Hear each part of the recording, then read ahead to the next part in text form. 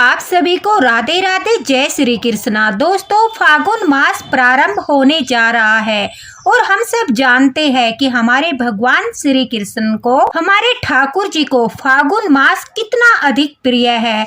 जो कोई भक्त लड्डू गोपाल की फागुन मास में पूजा अर्चना करता है, उसका सौभाग्य कई गुना बढ़ जाता है। फागुन मास में जो है भगवान श्री कृष्ण के बाल कृष्ण रूप, युवा कृष्ण रूप और गुरु कृष्ण स्वरूप की पूजा की जाती है। हम सभी इस बात को अच्छे से जानते हैं और जितने भी लड्डू गोपाल भक्त हैं, उनके पास ठाकुर जी की सबसे प्रिय वस्तु अवश्य ही होगी, वो है मोर पंख।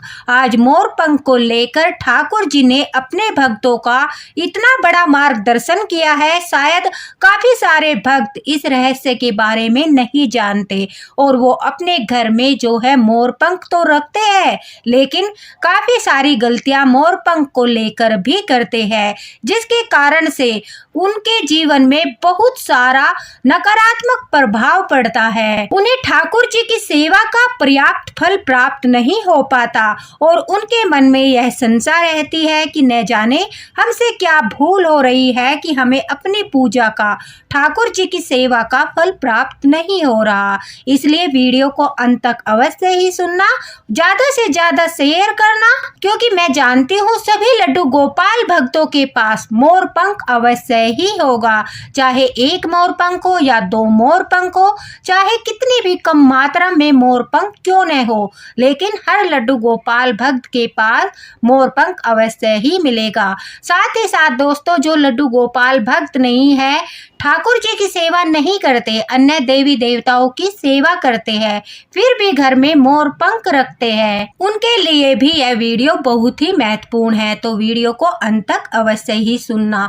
आज की लीला कथा हमारे साथ रीना जी ने बुलंदशहर से शेयर की है। रीना जी कहती है वो एक लड्डू गोपाल भक्त है और कुछ समय पहले वो लड्डू गोपाल को लेकर आई। बड़े प्रेम के साथ उन्होंने लड्डू गोपाल को घर में विराजित किया। लड्डू गोपाल को घर में विराजित करने के पश्चात उन्हें इस बात का अच्छे से पता था कि हमारे ठाकुर जी के शीश पर, उनके मुकुट में मोर पंख लगाया जाता है। लड्डू गोपाल को मोर पंख बहुत अधिक प्रिय है, लेकिन वो मोर पंख से जुड़े रहस्य को नहीं जानती थी। मोर पंख से जुड़ी बातों के बारे में वो नहीं जानती थी, उन्हें उसका ज्ञान नहीं था। इस कारण से वह कहती है कि वो जब लड्डू गोपाल को लेकर आई, घर में बाल गोपाल को स्थापित किया, उसके पश्चात वो ठाकुर जी के लिए मोर पंख भी लेकर आई। उन्होंने अपने मंदिर में मोर पंख लगा दिए। साथ ही साथ रोजाना ठाकुर जी के श्रृंगार में, ठाकुर जी के मुकुट में भी मोर पंख लगाने लगी। अब इसी प्रकार से सेवा चल रही थी। सेवा करते करते रीना जी कहते हैं काफी समय हो चुका था, लेकिन फिर से भक्त के मन में निराशा होने लगी। रीना जी कहती है उन्हें लड्डू गोपाल की जो है उपस्थिति महसूस नहीं होती थी। पूजा करते समय उनका मन भी नहीं लगता था। बड़े उत्साह के साथ वो 4-5 दिन तक ठाकुर जी की सेवा करती थी, लेकिन 4-5 दिन के पश्चात अचानक से उनका मन उदास हो जाता था। उनका पूजा करने का मन नहीं करता था। साथ ही साथ घर में काफी सारी समस्याओं का सामना करना पड़ रहा था।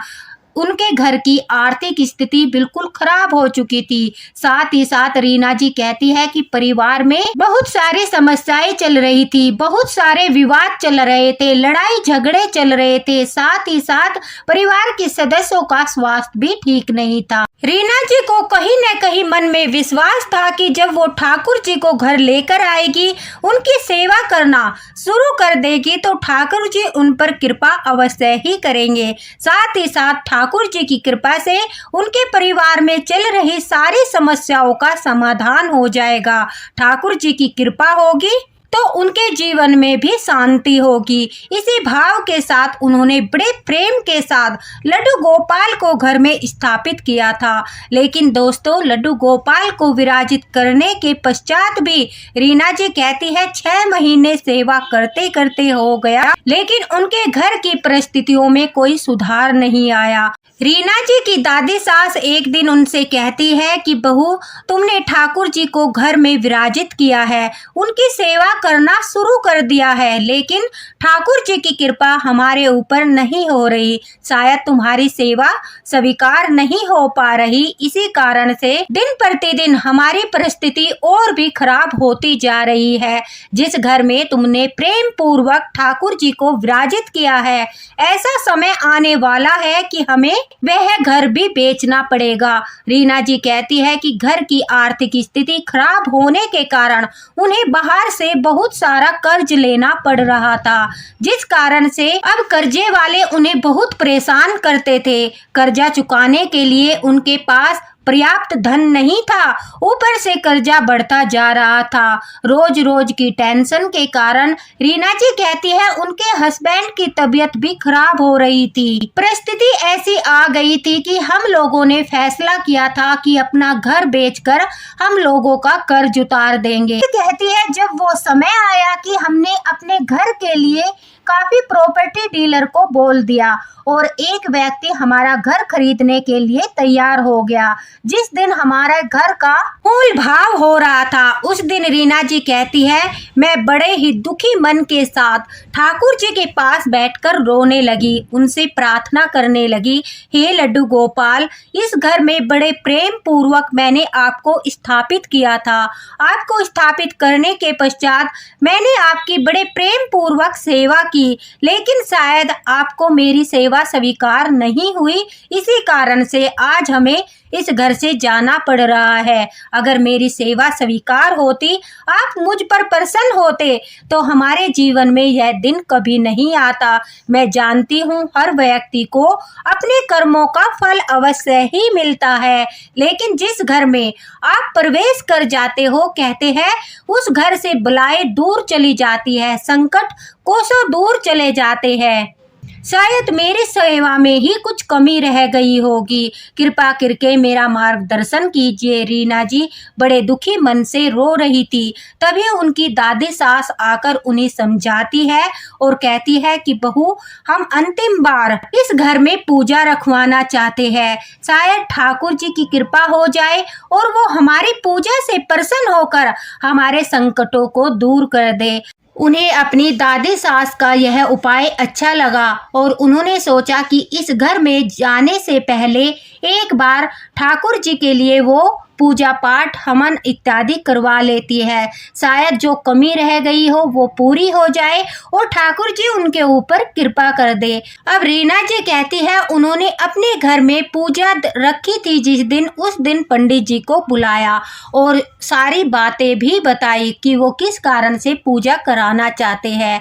अब जब मंदिर में ठाकुर जी को भोग इत्यादि लगाने का समय आया, पंडित जी ने खड़े होकर मंदिर में जब भोग लगाया तो उनकी नज़र मंदिर में रखे हुए मोर पंख पर गई। रीना जी कहती है उन्होंने मोर पंख देखते ही मुझसे कहा कि तुमने कितने दिनों से मंदिर में मोर पंख रखे हैं। तभी रीना जी ने बताया कि मैं जब ठाकुर जी को लेकर आई थी, उसी समय मैंने घर के मंदिर में मोर पंख भी लगाए थे। मैं रोज ठाकुर जी के मुकुट में भी मोर पंख लगाती हूँ। पंडित जी को पता चल चुका था कि रीना जी को मोर पंख के बारे में कोई ज्ञान नहीं है और अज्ञानतावश वो इस तरह से इतनी बड़ी भूल कर रही है। तभी उन्होंने मार्गदर्शन करते हुए रीना जी से कहा कि बेटा देखो, मोर पंख उचित दिशा में ही लगाना चाहिए। अगर तुम गलत दिशा में मोर पंख लगाते हो तो तुम्हारे घर में गरीबी आती है, तुम्हें घोर संकटों का सामना करना पड़ता है, घर में तुम्हारे नकारात्मक ऊर्जाएं प्रवेश कर जाती है, जिसके कारण से तुम्हारी पूजा पाठ नहीं फलती। क्योंकि तुम्हारी जो सेवा है, तुम्हारी जो पूजा है, तुम जो भोग लगाते हो, आरती करते हो, जाप करते हो, वो सब ठाकुर जी तक नहीं पहुंच पाते। वो नेगेटिव एनर्जी तुम्हारे पूजा पाठ, भोग, जाप सबको रोक देती है। ठाकुर जी के कानों तक तुम्हारे जाप नहीं पहुंचते, उनकी दृष्टि तुम्हारे ऊपर नहीं पड़ती। मोर पंख के बारे में ज्ञान होना और उचित दिशा में उन्हें लगाना अत्यंत अनिवार्य है, क्योंकि जो लड्डू गोपाल भक्त होते हैं, ठाकुर जी के भक्त होते हैं, उनके लिए मोर पंख सबसे अधिक शक्तिशाली है। इसलिए मोर पंख के द्वारा ही तुम ठाकुर जी के दिल को जीत सकते हो, उनकी कृपा प्राप्त कर सकते हो, ठाकुर जी को रिझा सकते हो।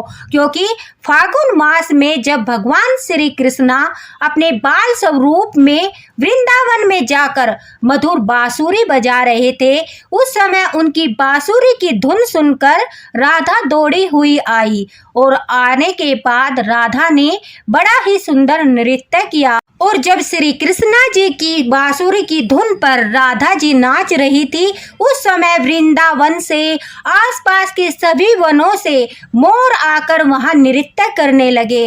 उस मन भावन मनमोहक दृश्य को देखकर हमारे कृष्णा जी रीझ गए। मोर के नाचते नाचते उनके पंख टूटकर गिरने लगे। तब ठाकुर जी ने उनमें से एक पंख को उठाकर अपने शीश पर धारण कर लिया और मोर के पंखों को अपने शीश पर स्थान दिया। राधा के प्रेम के प्रतीक के रूप में श्री कृष्ण भगवान ने मोर पंख को अपने शीश में धारण किया था। इसलिए जो भी लड्डू गोपाल भक्त है, उनके लिए मोर पंख बड़ा ही अनिवार्य है। जहाँ भी लड्डू गोपाल होते हैं, ठाकुर जी की सेवा होती है, वहाँ पर मोर पंख होना अत्यंत अनिवार्य है। लेकिन अगर हम मोर पंख को उचित दिशा में नहीं लगाते और मोर पंख को लेकर भूल करते हैं, उससे श्री कृष्ण भगवान भी नाराज होते हैं। इसलिए इनके बारे में जानकारी होना अत्यंत आवश्यक है। रीना जी कहती है, इन सब बातों को जानने के बाद उन्होंने पंडित जी से कहा कि मेरा मार्गदर्शन कीजिए, शायद ठाकुर जी की यही मर्जी है, आप मेरा मार्गदर्शन करने आए हो। तब पंडित जी ने बताया कि सबसे पहले जब हम ठाकुर जी का सुबह श्रृंगार करते हैं, उस समय उन्हें मोरपंख अवश्य ही धारण कराना चाहिए। उनके मुकुट में मोरपंख अवश्य ही लगाना चाहिए, क्योंकि मोरपंख के बगैर ठाकुर जी का श्रृंगार अधूरा होता है। मोरपंख को हमेशा मंदिर में ऊंचे स्थान पर रखना चाहिए, क्योंकि वो ठाकुर जी के शीश पर विराजित होता है। इसलिए मोरपंख को मंदिर में कभी भी जमीन पर या नीचे की ओर नहीं रखना चाहिए, उसे हमेशा ऊपर की ओर रखना चाहिए।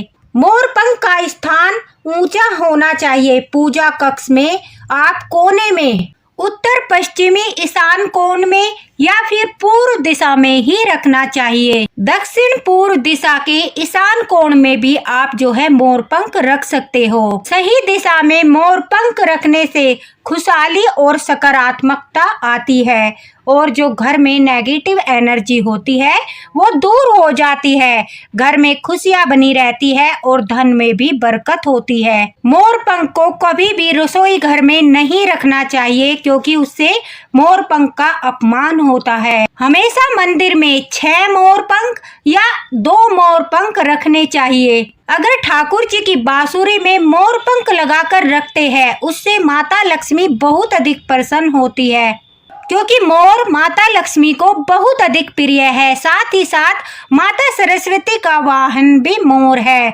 इसलिए बांसुरी में रखने से मोरपंख को माता सरस्वती और लक्ष्मी दोनों बहुत अधिक प्रसन्न होती है। फागुन के महीने में आप किसी भी मंदिर में जाकर अगर एक मोरपंख राधा कृष्णा जी के मंदिर में जाकर उनके चरणों के पास छुपाकर रख देते हो, जब फागुन मास समाप्त होता है उस दिन वो मोरपंख लाकर अपने घर के मंदिर में रखते हो, तो ठाकुर जी आपके साथ आते हैं और उनकी विशेष कृपा प्राप्त होती है। कहते हैं कि घर के मंदिर में सही दिशा में मोरपंख रखने से काल सर्प दोष भी दूर होता है। अगर आप अपने मेन गेट पर 6 मोरपंख लगाते हो तो आपके घर में कभी भी नेगेटिव एनर्जी प्रवेश ही नहीं कर पाएगी। आपके घर पर अगर कोई तंत्र मंत्र करना चाहता है, उसका असर भी आपके घर पर कभी नहीं होगा। इसलिए मेन गेट पर आप अगर 6 मोरपंख लगाते हो तो कहते हैं उस घर पर हमेशा ठाकुर जी की दृष्टि रहती है।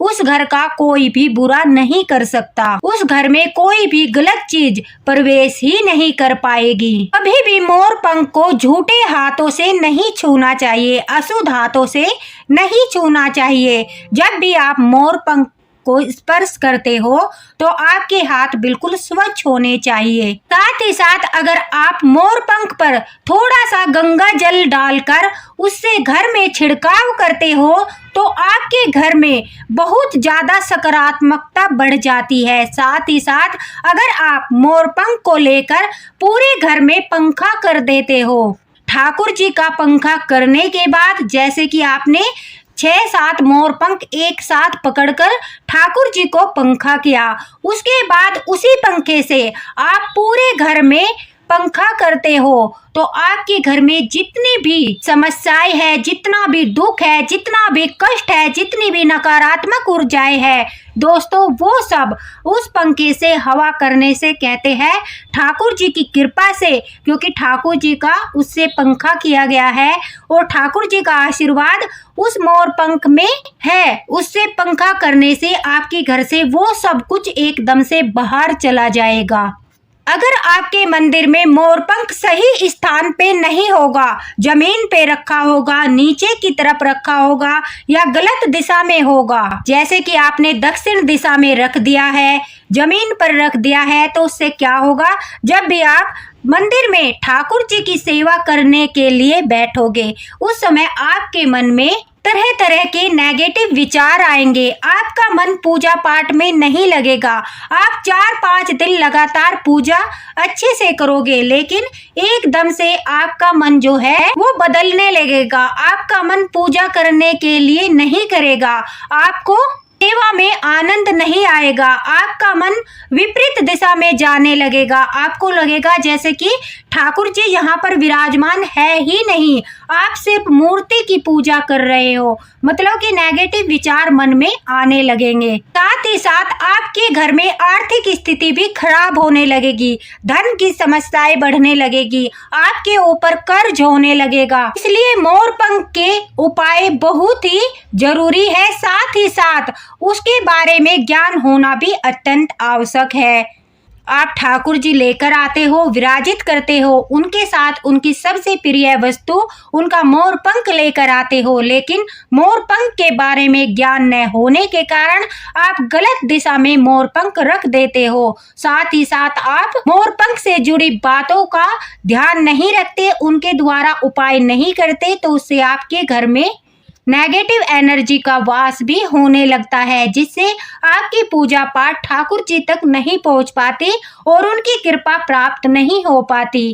कभी कभी अज्ञानतावश आपसे मोर पंख का अपमान भी हो जाता है, जिसके कारण से ठाकुर जी नाराज हो जाते हैं और वो आपकी सेवा से प्रसन्न नहीं होते, क्योंकि उन्होंने मोर पंख को इतना बड़ा सम्मान दिया है, राधा रानी के प्रेम का प्रतीक मानकर उसे अपने मस्तिष्क पर धारण किया है।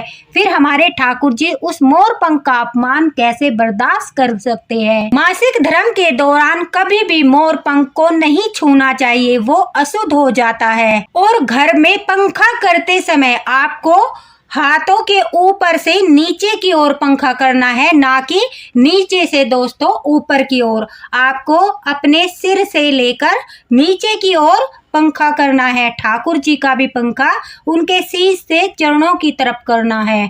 अगर आपने उल्टा पंखा कर दिया तो आपके घर में नेगेटिव एनर्जी बाहर जाने की बजाय अंदर प्रवेश करेगी, इसलिए आपको ध्यान से पंखा करना है। फागुन मास में जब आप ठाकुर जी के मुकुट में जो आप मोर पंख लगाते हो, फागुन मास समाप्त होने के पश्चात यानी उस मोर पंख को अपनी तिजोरी में रख लीजिए। ठाकुर जी को दूसरा नया मोर पंख लगाना शुरू कर दीजिए। इससे आपके धन में बहुत ज्यादा वृद्धि होगी, दिन दोगुनी रात चौगुनी तरक्की होगी, आपकी सेविंग बढ़ने लगेगी, आपके धन में बरकत होने लगेगी। जहां आपके बच्चे पढ़ाई करते हैं और आपके बच्चों का मन पढ़ाई में नहीं लगता, आप उस बात से भी परेशान हो, तो अगर आप उनकी जहां पर वो पढ़ाई करते हैं नॉर्थ ईस्ट दिशा में दोस्तों मोर पंख रखते हो, उससे आपके बच्चों के अंदर सकारात्मकता आती है, उनका पढ़ाई में मन लगता है और माता सरस्वती का आशीर्वाद भी प्राप्त होता है। जब रीना जी का इतना बड़ा मार्गदर्शन पंडित जी के द्वारा हुआ कि हमेशा मोर पंख को जो है दक्षिण पश्चिम दिशा के ईशान कोण में या फिर उत्तर पश्चिम ईशान कोण में या फिर पूर्व दिशा में ही रखना चाहिए और काफी सारी बातों का पता चला, तो उन्होंने ठाकुर जी से माफी मांगी और वो कहती है कि पूजा के पश्चात से ही उन्होंने अपने मंदिर में मोर पंख को ऊंचे स्थान पर पूर्व दिशा में लगा दिया। उसके पश्चात ठाकुर जी की सेवा में जो जो उपाय पंडित जी ने उन्हें बताए थे, अगले दिन से ही वो सब करना शुरू कर दिया। और सौभाग्य की बात यह थी कि फागुन मास का प्रारंभ हो रहा था। फागुन मास में ही श्री कृष्ण भगवान ने मोर पंख को यह उच्च स्थान दिया था, अपने मस्तिष्क पर धारण किया था। रीना जी कहती है अगले दिन सुबह के समय उन्होंने जब ठाकुर जी को स्नान कराकर उनका श्रृंगार किया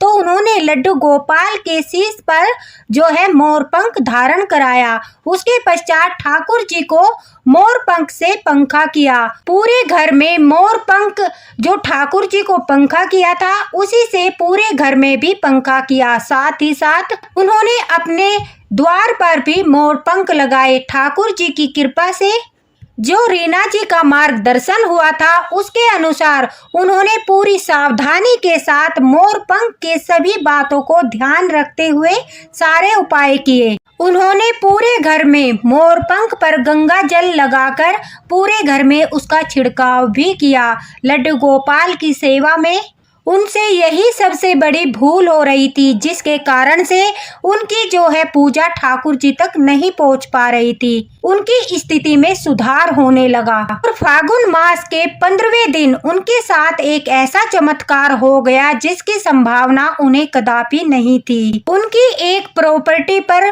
घर परिवार में काफी दिनों से विवाद चल रहा था, कारण से वो उस प्रॉपर्टी को बेच नहीं पा रहे थे और अगर कोई उसे खरीदना भी चाहता था तो बहुत कम पैसों में खरीदना चाहता था, क्योंकि वो झगड़े की प्रॉपर्टी थी। ठाकुर जी की कृपा से जब अच्छे से उन्होंने सेवा की तो ठाकुर जी तक उनकी सेवा पहुंची। लड्डू गोपाल की दृष्टि रीना जी और उनके परिवार पर पड़ी।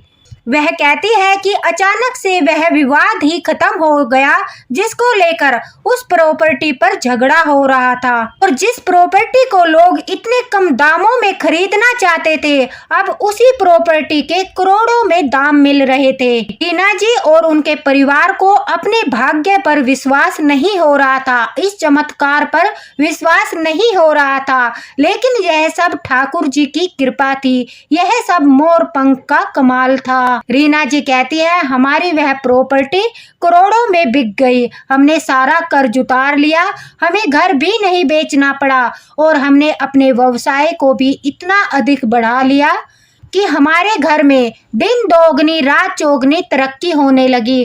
ठाकुर जी की ऐसी कृपा बरसी, फागुन मास में हमारी सारी समस्याओं का समाधान हो गया। लड्डू गोपाल की कृपा हर भक्त पर बनी रहे। सभी भक्तों को से जो जाने अनजाने में मोरपंख को लेकर भूल होती है, उस भूल में सुधार करके वो भी कृपा प्राप्त करे, इसी उद्देश्य के साथ रीना जी ने यह लीला कथा शेयर की है। और शायद ठाकुर जी भी चाहते हैं कि फागुन मास में उनके भक्तों का मार्गदर्शन हो। अगर दोस्तों आपको ठाकुर जी की कृपा प्राप्त करनी है, लड्डू गोपाल का आशीर्वाद प्राप्त करना है, तो आज से ही मोरपंख के द्वारा ये सारे नियम अपनी पूजा में फागुन मास में अवश्य ही अपनाना। आप कल से ही सेवा में यह नियम अपना सकते हो, तो आपको लड्डू गोपाल की कृपा अवश्य ही प्राप्त होगी। तो दोस्तों वीडियो को ज्यादा से ज्यादा शेयर कर देना ताकि हर लड्डू गोपाल भक्तों तक वीडियो पहुंचे।